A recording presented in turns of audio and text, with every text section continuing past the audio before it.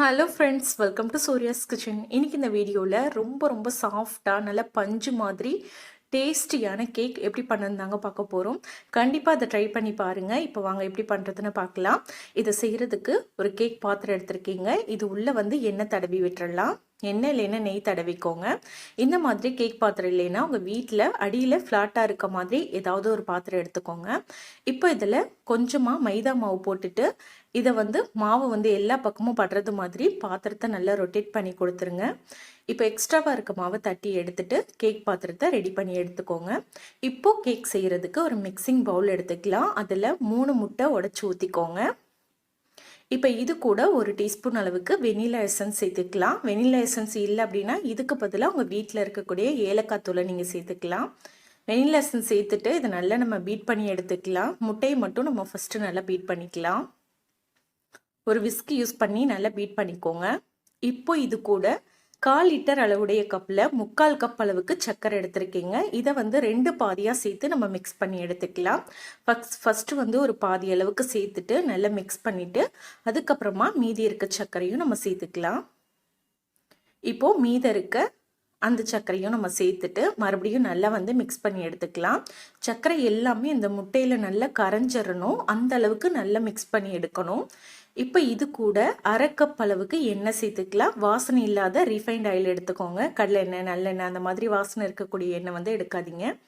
இப்போ இது கூடவே 1/4 கப் அளவுக்கு கொஞ்சம் கூட பால் சேர்த்துக்கலாம். காய்ச்சி ஆற வச்ச பால் சேர்த்துட்டு மறுபடியும் எல்லாத்தையும் சேர்த்து நல்லா மிக்ஸ் பண்ணி எடுத்துக்கலாம்.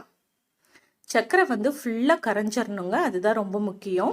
சர்க்கரை நல்லா கரைஞ்சதுக்கு அப்புறமா இப்போ இதில் நம்ம ஒரு ஜல்லடை வச்சுட்டு 1/2 கப் அளவுக்கு மைதா மாவு போட்டுக்கலாம்.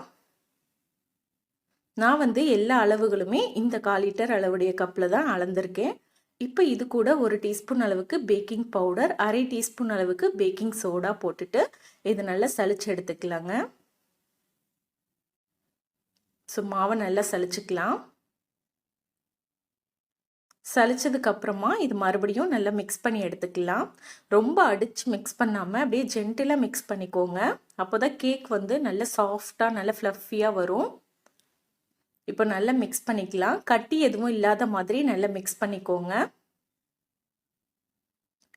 விஸ்க் வச்சு நல்லா மிக்ஸ் பண்ணிங்கன்னா உங்களுக்கு கட்டி இல்லாமல் ஈஸியாக மிக்ஸ் பண்ணி எடுக்க முடியும். ஸ்பேச்சுலா யூஸ் பண்ணிங்கன்னா கொஞ்சம் அந்த கட்டியெல்லாம் உடஞ்சி நம்ம மிக்ஸ் பண்ணுறதுக்கு கொஞ்சம் டைம் எடுத்துக்கும். அதனால் விஸ்க் யூஸ் பண்ணியே நல்லா மிக்ஸ் பண்ணி விட்டுருங்க. அப்போ தான் சீக்கிரமாக அந்த கட்டியெல்லாம் போயிட்டு பேட்டர் நல்லா ஸ்மூத்தாக கிடைக்கும்.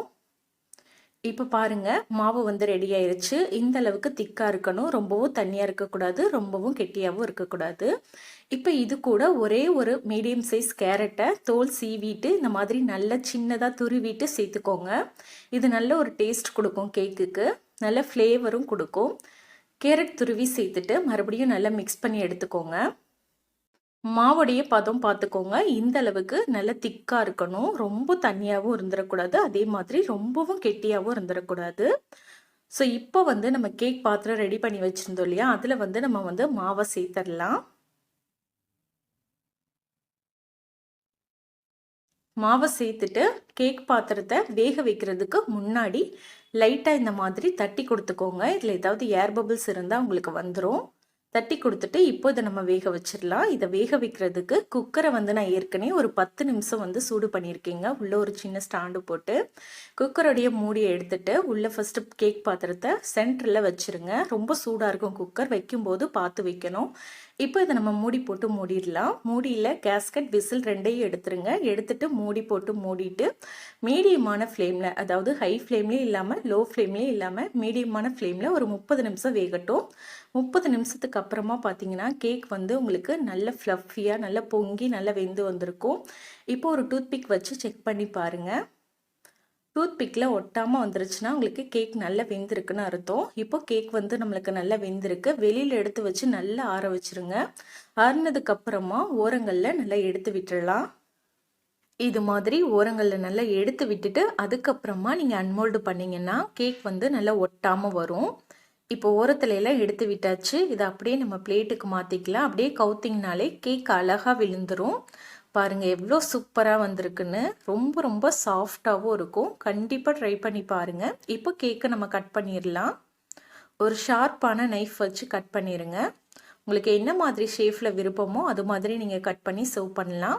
உள்ளேயும் பாருங்கள் ரொம்ப ரொம்ப சாஃப்டாக இருக்கும். அதே மாதிரி சாப்பிட்றதுக்கு அவ்வளோ டேஸ்ட்டாக இருக்கும். கண்டிப்பாக ட்ரை பண்ணி பாருங்கள். ட்ரை பண்ணி பார்த்துட்டு எப்படி வந்ததுங்கிறத மறக்காமல் என்னோட ஷேர் பண்ணிக்கோங்க. இந்த கேக் ரெசிபி உங்களுக்கு பிடிச்சிருக்கும்னு நினைக்கிறேன். பிடிச்சிருந்தா வீடியோக்கு ஒரு லைக் கொடுத்து வீடியோவை ஃப்ரெண்ட்ஸ் கூட ஷேர் பண்ணிக்கோங்க. இது வரைக்கும் நம்ம சேனலை சப்ஸ்கிரைப் பண்ணாமல் பார்த்துட்ருக்கீங்கன்னா மறக்காமல் சப்ஸ்கிரைப் பண்ணிக்கோங்க. தேங்க்யூ.